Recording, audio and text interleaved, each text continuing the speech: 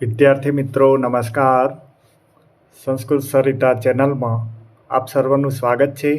વિદ્યાર્થી મિત્રો, આજે આપણે વર્ષ 2024-25નો બિલકુલ તદ્દન નવો વિડીયો લઈને આવ્યા છીએ. ધોરણ 10 સંસ્કૃત પ્રકરણ 2 યદ ભવિષ્યો વિનશ્યતિ એના સંપૂર્ણ ભાષાંતર અનુવાદ સમજૂતીનો આ વિડીયો છે. વિદ્યાર્થી મિત્રો, આવા વિડીયો જોવા માટે જો હજુ તમે સંસ્કૃત સરિતા ચેનલને લાઇક, શેર અને સબસ્ક્રાઈબ ન કરી હોય તો જરૂરથી સંસ્કૃત સરિતા ચેનલને લાઇક, શેર અને સબસ્ક્રાઈબ કરશો. વિદ્યાર્થી મિત્રો, ધોરણ 10 સંસ્કૃત પ્રકરણ 2 યદ ભવિષ્યો વિનશ્યતિ એનું ભાષાંતર જોઈ લઈએ. પહેલો પેરેગ્રાફ છે. પુરા એકસ્મિન જલાશયે અનાગત વિધાતા પ્રત્યુત્પન્નમતિ યદ ભવિષ્યતિ ત્રયોઃ મત્સ્યા વસન્તિ સ્મ. અથ કદાચિત તમ જલાશયમ દ્રષ્ટવા ધીવરૈઃ ઉક્તમ અહો બહુમત્સ્ય અયમ હૃદઃ કદાચિત અપી ન અસ્માભિઃ અન્વેષિતઃ તદદ્ય આહારવૃત્તિઃ સજ્જાતઃ શ્વઃ અત્રાગમ્ય મત્સ્ય કૂર્મ આદયોઃ વ્યાપાદયિતવ્યાઃ ઇતિ નિશ્ચયઃ. વિદ્યાર્થી મિત્રો, અહીંયા 3 માછલાની વાર્તા છે. અનાગત વિધાતા, પ્રત્યુત્પન્નમતિ અને યદ ભવિષ્યતિ. હવે એકવાર એવું થાય છે, પુરા એકસ્મિન જલાશયે એટલે અગાઉ એક જળાશયમાં અનાગત વિધાતા, પ્રત્યુત્પન્નમતિ અને યદ ભવિષ્ય એ 3 માછલા રહેતા હતા. અહીં મત્સ્ય શબ્દ છે, એનો અર્થ થાય માછલા. હવે એકવાર તે જળાશયને જોઈને માછીમારો બોલ્યા. ધીવર શબ્દ આવે છે અહીં. ધીવર એટલે માછીમાર. માછીમારો બોલે છે, અહો બહુમત્સ્ય અયમ હૃદઃ. અહીં હૃદય શબ્દ છે. હૃદય એટલે સરોવર, તળાવ. માછીમારો બોલે છે, વાહ, આ સરોવર ઘણા માછલાવાળું છે. ક્યારેય પણ આપણે જોયું ન હતું. તો આજે ભોજનની વ્યવસ્થા થઈ ગઈ. આહાર વૃત્તિ સજ્જાતા. આજની તો ભોજનની વ્યવસ્થા થઈ ગઈ છે. સ્વઃ એટલે આવતીકાલે. આવતીકાલે અત્રાગમ્ય અહીં આવીને મત્સ્ય કૂર્મ આદય માછલા, કાચબા વગેરેને જરૂર મારી નાખીશું એવો નિર્ણય કરે છે. એ 2 શબ્દો ખૂબ અગત્યના છે વિદ્યાર્થી મિત્રો. એક તો ધીવર એટલે માછીમાર અને બીજું છે હૃદય એટલે સરોવર. ફરી એકવાર, અગાઉ એક જળાશયમાં અનાગત વિધાતા, પ્રત્યુત્પન્નમતિ અને યદ ભવિષ્ય એ 3 માછલા રહેતા હતા. હવે એકવાર તે જળાશયને જોઈને માછીમારો બોલ્યા, વાહ, આ સરોવર ઘણા માછલાવાળું છે. ક્યારેય પણ આપણે જોયું ન હતું. તો આજે ભોજનની વ્યવસ્થા થઈ ગઈ. આવતીકાલે અહીં આવીને માછલા, કાચબા વગેરેને જરૂર મારી નાખીશું. ત્યાર પછીનો પેરેગ્રાફ છે વિદ્યાર્થી મિત્રો. અથ તેષાં તત્કુલિશોપમં વચનમ સમાકર્ણ્ય મત્સ્યાઃ પરસ્પરમ પ્રાહુ શ્રુતોયમ ધીવરાલાપઃ અધુના અસ્માભિઃ કિમ કર્તવ્યમ.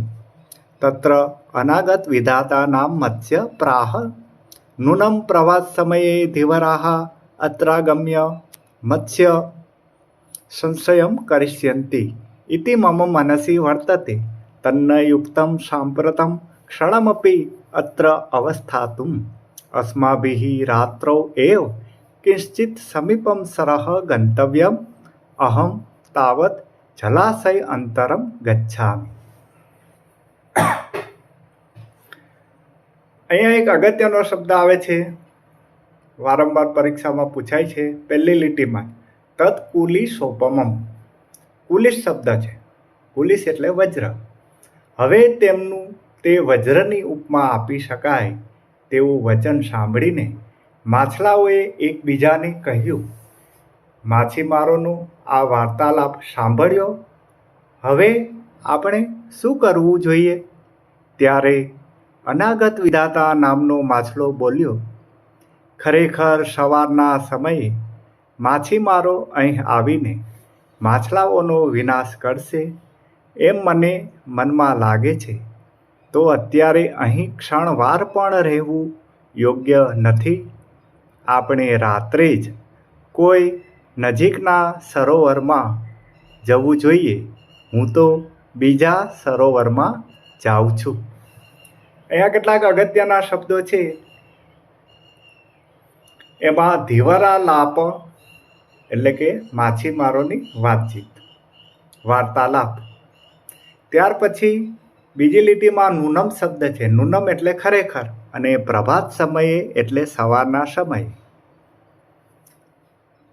ત્રીજી લીટીમાં શબ્દ છે મત્સ્ય સંશયમ, માછલાઓનો નાશ કરશે.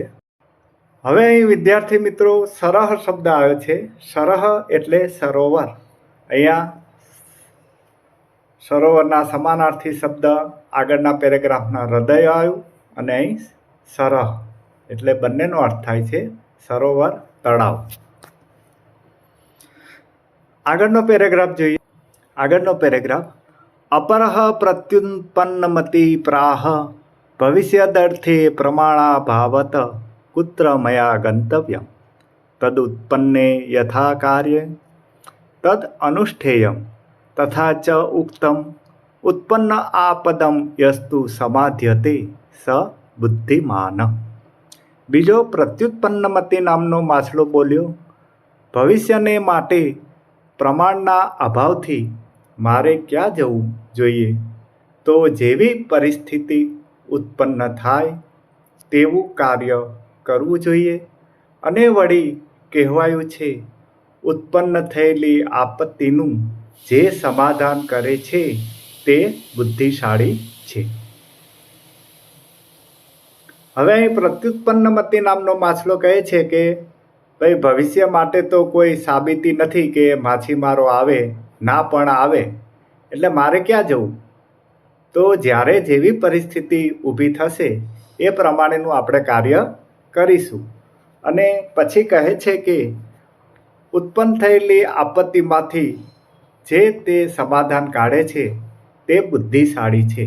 આમ બીજો માછલો પણ બીજા સરોવરમાં જવાની ઈચ્છા ધરાવતો નથી, પ્રત્યુત્પન્નમતી. હવે આગળનો પેરેગ્રાફ. હવે યદ ભવિષ્ય નામનો માછલો શું કહે છે તે આ પેરેગ્રાફમાં કહ્યું છે.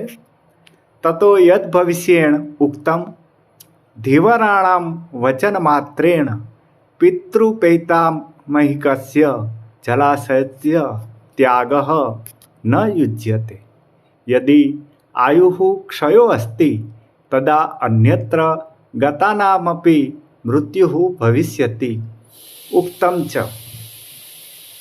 હવે અહીં યદ ભવિષ્ય નામનો માછલો પોતાનો મત દર્શાવતા કહે છે કે પછી યદ ભવિષ્યએ કહ્યું, માછીમારોના કહેવા માત્રથી બાપ દાદાઓના વખતના આ સરોવરનો ત્યાગ યોગ્ય નથી.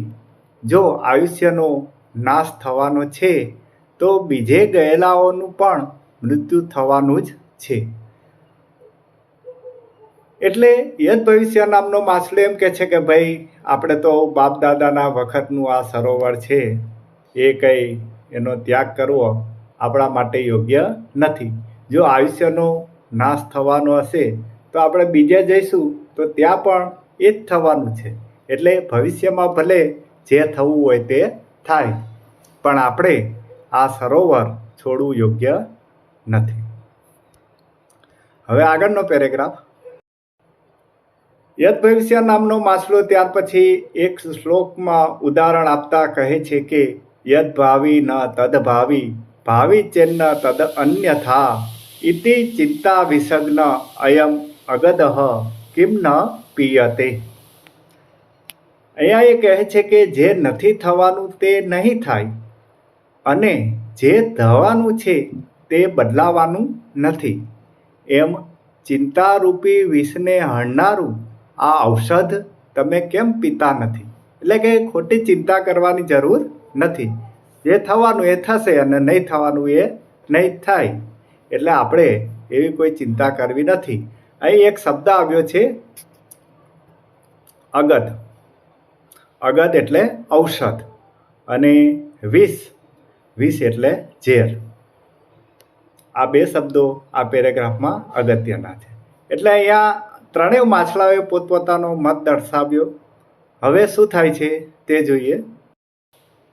અથ તયોઃ નિશ્ચયં જ્ઞાત્વા અનાગત વિધાતા નિષ્ક્રાંતઃ સહ પરિજનેન દ્વૌ ઇમૌ તત્રેવ જલાશયે સ્થિતૌ અપરેદ્યુ ધીવરે આગત્ય જલાશયે જાલં ક્ષિપ્તમ જાલેન બદ્ધઃ પ્રત્યુત્પન્નમતિઃ મૃતવદ આત્માनं સંદ્રશ્ય સ્થિતઃ તતો જાલાદ અપસારિતઃ યથાશક્તિ ગંભીરમ નીરે પ્રવિષ્ટઃ યદ ભવિષ્યઃ ધીવરૈઃ પ્રાપ્તઃ વ્યાપાદિતઃ ચ. હવે શું થાય છે એ વાત કરી છે. હવે તે બંનેનો નિશ્ચય જાણીને અનાગત વિધાતા પરિવાર સાથે નીકળી ગયો. આ બંને ત્યાં જ સરોવરમાં રહ્યા. બીજે દિવસે માછીમારોએ આવીને સરોવરમાં ઝાડ ફેંકી. ઝાડથી બંધાયેલો પ્રત્યુત્પન્નમતી મરેલાની જેમ પોતાને બતાવીને પડી રહ્યો. પછી ઝાડમાંથી દૂર ફેંકી દેવાયેલો તે શક્તિ પ્રમાણે કૂદીને ઊંડા પાણીમાં પ્રવેશ્યો અને યદ ભવિષ્યને માછીમારોએ પકડ્યો અને મારી નાખ્યો. હવે એવું થાય છે કે અનાગત વિધાતા તો પોતાના પરિવાર સાથે એ સરોવર છોડીને બીજા સરોવરમાં ચાલ્યો ગયો.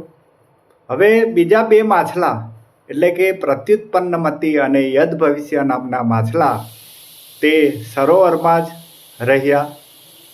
હવે બીજે દિવસે એવું થાય છે કે માછીમારો ત્યાં આવી ગયા અને સરોવરમાં ઝાડ ફેંકી. હવે એ ઝાડમાં બંધાયેલો પ્રત્યુત્પન્નમતી જે પોતે બુદ્ધિશાળી હતો એટલે તરત નિર્ણય કરીને પોતાની જાતને મરેલાની જેમ બતાવીને પડી રહ્યો. એટલે માછીમારોને એમ થયું કે આ માછલો મરી ગયો છે એટલે એણે ફેંકી દીધો. અને જેવો તેને ફેંકી દીધો એવો પોતાની શક્તિ પ્રમાણે કૂદકો મારીને એ ઊંડા પાણીમાં પ્રવેશી ગયો અને બચી ગયો. જ્યારે યદ ભવિષ્યને માછીમારોએ પકડી લીધો અને મારી નાખ્યો. આગળનો પેરેગ્રાફ. અતએવ ઉક્તમ અનાગત વિધાતા ચ પ્રત્યુત્પન્નમતિસ્તથા દ્વાવૈતોઃ સુખમ એધ્યતે યદ ભવિષ્યો વિનશ્યતે. આ શ્લોકમાં એમ કહ્યું છે કે આથી જ કહેવાયું છે કે અનાગત વિધાતા એટલે કે જે આવ્યું નથી તેનું વિચાર કરનાર, તેનું અનુમાન કરનાર, અને પ્રત્યુત્પન્નમતી એટલે કે જેની બુદ્ધિ ત્વરિત નિર્ણય લેનારી છે. આ બંને સુખેથી વૃદ્ધિ પામે છે. આ બંને સુખી થાય છે જ્યારે યદ ભવિષ્ય એટલે કે ભવિષ્યમાં જે થવાનું છે તે થાય એવી વિચારધારાવાળા એનો વિનાશ થાય છે. જેમ કે યદ ભવિષ્ય નામના માછલાનો વિનાશ થયો અને પેલા બંને માછલા જે નથી આવ્યું એની પહેલાં તૈયારી કરનાર અનાગત વિધાતા અને તરત નિર્ણય લેનાર પ્રત્યુત્પન્નમતી એ માછલા બચી ગયા. તો વિદ્યાર્થી મિત્રો, અહીંયા આશા છે કે તમને આ પ્રકરણ 2નું સંપૂર્ણ ભાષાંતરની સમજૂતી તમે સમજી ગયા હશો, ભાષાંતર સમજાઈ ગયું હશે. આવા નવા વિડીયો જોવા માટે તમે સંસ્કૃત સરિતા ચેનલને લાઈક, શેર અને સબસ્ક્રાઈબ કરો. અસ્તુ. જય ભારત, જય જય ગરવી ગુજરાત.